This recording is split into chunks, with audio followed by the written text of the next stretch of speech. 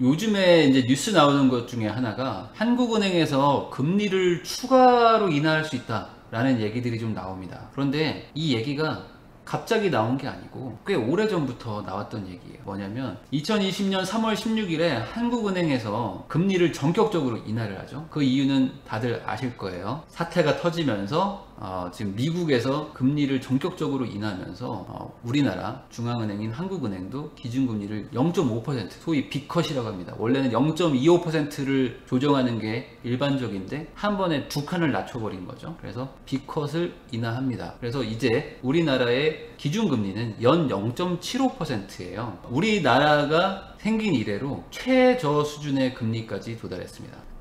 미국은 과거에도 이제 이렇게 제로 금리를 썼던 적이 있는데, 금융위기 때. 근데 우리나라는 그런 적은 없어요. 그래서 다 2%, 뭐 1% 왔다 갔다 하고 있었어요. 그러면서 살짝 올리려는 추세가 있었는데, 다시 내리고 있었죠. 그러다가 사태가 터지면서 미국이 제로로 바로 내려버리니까 우리나라도 같이 따라서 내려갈 수밖에 없었죠. 그래서 대한민국 역사상 처음으로 0%대 기준금리에 들어갑니다. 그래서 사람들은 이거에 대한 개념을 잘 모르는 것 같아요. 뭐 그냥 금리가 0.5 내려간 거 아닌가? 라고 생각하실 수도 있는데 5% 금리가 4.5%로 된 것과 1% 금리가 0.5%로 내려간 거는 느낌이 다르죠. 숫자는 둘 다 0.5만 내려갔지만 그 비율로 치면은 엄청나게 많이 내려간 거죠. 여기서 더 내려갈 게 있을까 했는데 더 내려갔다 라고 생각하시면 돼요. 역사상 저점에 지금 도달한 상태입니다. 그래서 많은 분들이 그럼 이제 주택담보대출 이자도 내려가겠네? 그러면은 이걸 통해 가지고 사람들이 돈 빌려 가지고 집 사니까 이거 부동산 쪽이 이제 뭐 좀 불이 붙겠는데? 라고 생각하는 분들도 꽤 많았어요. 그런데 바로 기사들이 뜹니다. 3월 29일인데 기준금리가 0%대로 내렸는데 대출금리는 왜 오르죠? 유동성 증가는 무슨? 하면서 이제 기사가 뜹니다. 여기 보면 3월 16일에 한국은행이 기준금리를 낮췄는데 잠깐 뭐 조정받는 듯 하더니 다시 오히려 막 올라가더라. 신용대출 금리가 오히려 올라가더라 라는 기사예요. 그래서 이 내용들을 보면 이게 기준금리를 낮춘다고 해서 무조건 은행금리가 내려가는 게 아니다. 시중에 돈이 막 풀린다고 해도 은행들이 대출해줄 곳이 없으니까, 대출해줄 곳이 부족하니까 오히려 돈을 이렇게 쥐고 있는다. 그래서 돈 빌리는 게 힘들다. 그래서 이게 기준금리가 내려간다고 해서 같이 그 금리가 내려가는 게 아니다. 오히려 이런 금융위기가 터지면은 금리가 상승할 수도 있다. 그러므로 기준금리가 내려갔다고 해서 같이 주택담보대출이 같이 내려가니까 이제 뭐 부동산에 호황이 올 거다라는 거는 잘못된 얘기다 라고 하는 주장들이 좀 있었습니다. 그런데 이번 사태가 정말 유례없는 세계적인 충격을 준 것도 사실이지만 반대로 이번 사태의 대응이 세계적으로 유례없는 수준입니다. 무슨 소리냐? 2008년, 2009년 금융위기 터졌을 때도 양적 완화를 막 하면서 금리 인하들을 하기는 했는데 그때도 정책들이 빠르게 나온다고는 했지만 뭐 일주일에 한 개, 한 달에 한 개, 뭐 이런 식으로 어떤 때는 막 3개월 쉬다가 또 정책 한 개 나오고 뭐 이런 식으로 반응을 했었어요. 그런데 이번 대책은 어땠죠? 그냥 하루 걸러 하루씩 막 대책이 막 나오죠. 뭐 미국에서 금리 갑자기 바로 막 내려버리고 긴급회의 소집해서 바로 내려버리고 따라가지고 우리나라도 막 같이 바로 내려버리고 유럽 중앙은행 ECB에서도 양적 완화 하기 싫었는데 야 우리도 해 그러면서 막 풀고 BOJ 그러니까 일본은행이죠. 일본은행에서 야 우리도 풀게 막 하면서 막 풀고 한미 통화 스와프도 원래 되게 오래 걸렸는데 바로 그냥 체결해버리고 그냥 뭐 대응도 엄청나게 신속적이었어요. 그러다 보니까 시중에 돈이 막 너무 많이 넘쳐나게 된 거야. 원래라면은 과거 사례를 봤을 때 충격이 막 오고 그거를 대응을 이제 하나하나 해가면서 막 이러는 상태였을 텐데 그런 수준을 넘어서서 너무 신속하게 대응을 해버리고 정책도 너무 과감하게 풀어버리죠. 그러니까 시중에 돈이 넘쳐나니까 어떻게 됩니까? 여러분들이 다 알듯이 하락도 급격하게 왔지만 다시 회복도 급격하게 되는 상태죠. 우리나라 코스피 지수도 막 내리꽂다가 1400선을 잠깐 터치를 하고 다시 급격하게 상승을 해서 지금 현 사태가 터진 지 2달 조금 넘었죠. 우리나라 기준으로는 이제 3달 정도 됩니다. 2월 말에 보통 시작됐다고 보니까 그러면 3달 만에 주가가 거의 원래 상태 수준으로 돌아온 거야. 지금 조금 있으면 아마 며칠 내로 2000을 찍내 만에 하고 있죠.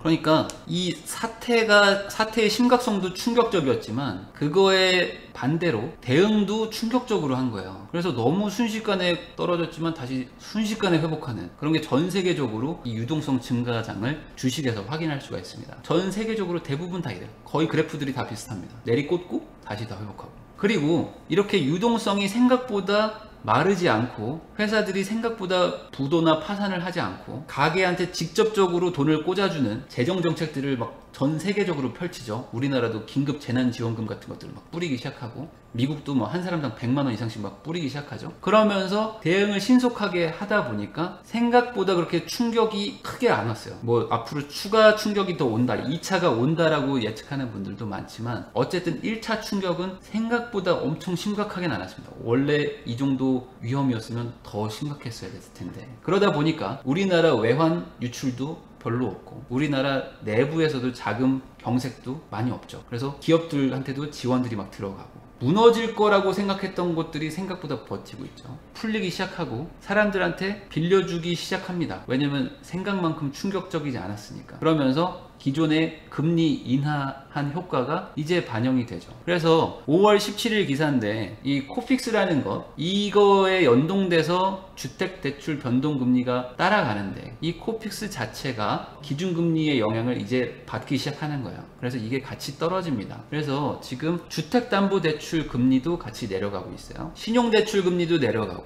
주택담보대출 금리도 같이 내려가고 그 다음에 뭐 저축은행들도 막 다시 같이 금리를 다 내리고 있는 그런 상황입니다. 생각보다 우리나라에 지금 실물 경제의 충격은 올 수 있는데 아직 안 왔다라고 생각하는 사람도 많지만 금융적으로는 아직은 위기는 없는 거예요. 금융적으로 돈이 너무 많이 풀렸으니까. 자, 그런데 이 3월 16일에 한국은행 총재 이주열 총재님께서 인터뷰를 하는 걸 제가 라이브로 봤습니다. 왜냐면 그때 금리를 내리는 게 되게 중요했으니까. 그걸 보는데 이분이 이런 얘기를 해요. 0.75로 내렸는데 이게 최하입니까? 더 내리지 못합니까? 라는 이제 기자의 질문에 0.75%가 실효하한은 아니라고 생각합니다. 라는 얘기를 합니다. 이 실효하한이라는 게 뭐냐면 우리나라가 내릴 수 있는 최저가의 금리를 실효하한이라고 합니다. 사실상 내릴 수 있는 한계치. 그런데 그거는 아닐 것이다 라는 식의 말씀을 하세요. 그러면 추가로 더 인하를 할 수 있다는 얘기입니까? 라는 질문을 하는데 추가 인하 가능성도 있다 라고 명확하게 말을 합니다. 그리고 가능한 한 모든 방법을 고려해서 경기를 위축시키지 않을 것이다 라는 얘기를 해요. 그러면서 내릴 수는 있는데 내릴 때 어느 정도 진정이 돼서 인하 효과가 즉각적으로 반응이 나올 때를 기다릴 것이다 라고 얘기를 합니다. 그러니까 무슨 소리냐, 더 내릴 수 있는데 그때 당시 3월 중순만 해도 사태가 막 심각해질 때였잖아요.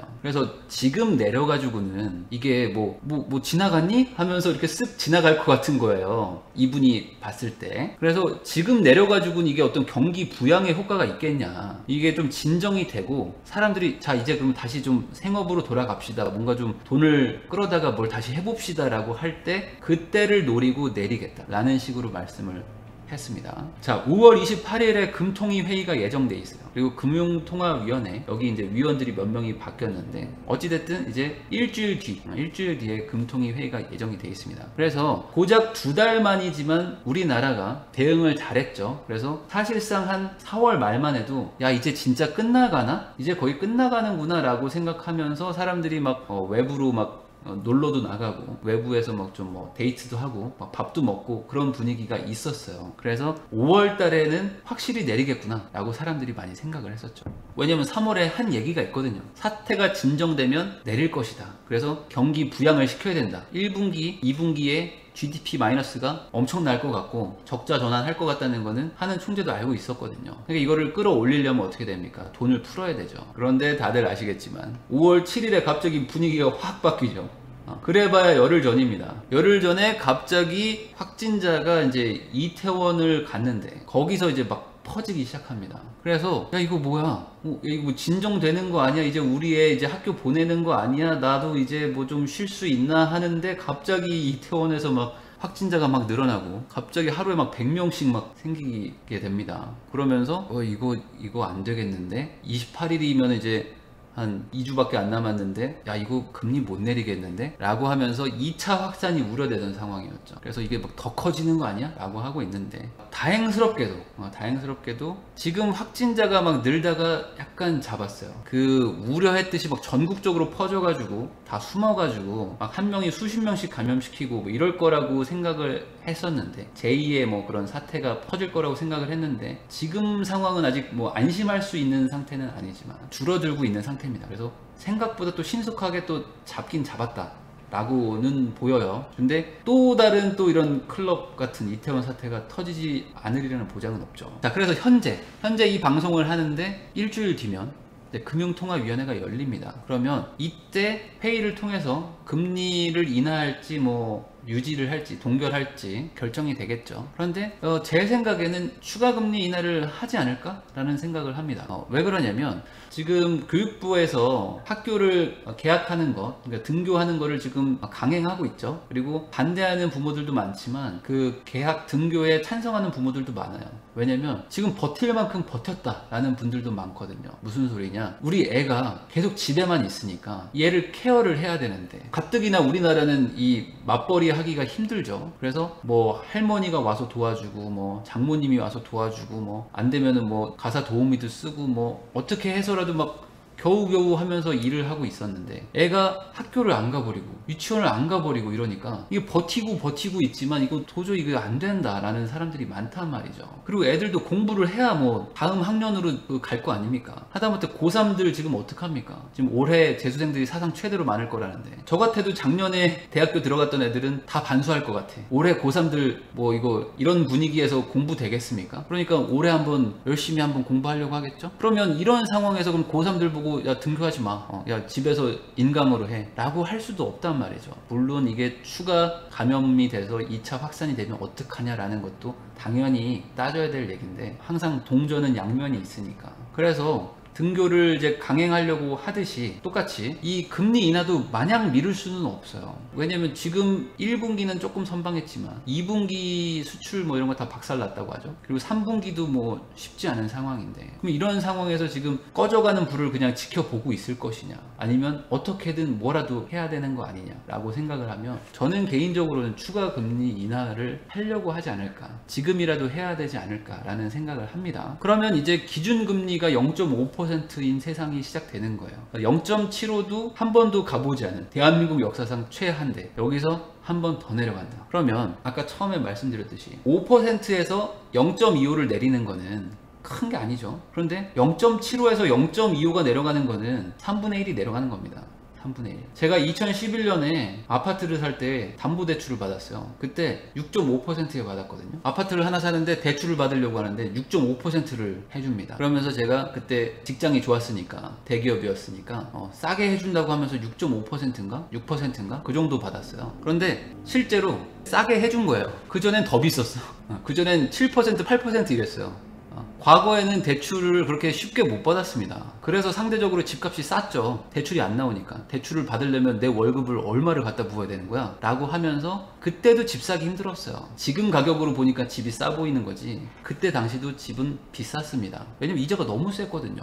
저는 이걸 경험해 본 사람이잖아요. 6.5%대 빌리면서 싸다고 빌렸는데 지금은 2.27%예요. 지금은 2.27%까지 해준다는 거예요, 최하가. 그러면 얼마나 싸게 해주는 겁니까 지금? 그러니까 돈을 빌리고 싶은 사람들 입장에서는 너무나 좋은 시절이고, 반대로 과거부터 돈을 빌려왔던 분들 입장에서는 세상이 너무 좋아진 거예요. 왜냐면 나는 6.5% 이자도 감당하려고 했던 사람인데 이자가 그동안 계속 내려갔으니까. 그러니까 돈을 빌린 사람 입장에서 얼마나 좋습니까? 이자가 내려가는데. 그러니까 돈을 더 빌리죠. 원래 돈을 못 빌리던 사람들도 돈을 빌리죠. 그래서 뭘 하죠? 전세를 더 좋은 데로 이사가, 신축 아파트를 분양받고, 그리고 돈을 대출을 땡겨가지고 집을 사고, 이런 일들이 10년간 계속 있어 왔던 거예요. 그러면서 세상에 돈이 많이 풀리고 집값은 상승을 했던 거죠. 자, 그런데 아까도 말씀드렸듯이 지금 금리가 더 내려가면 당장은 반영은 안 되지만 또 몇 개월 뒤에 반영이 또 될 겁니다. 그때 어떤 뭐 충격이 오지 않으면. 그러면 여기서 더 내려간다 그러면 이제 2% 아니면 어쩌면 1점대 후반?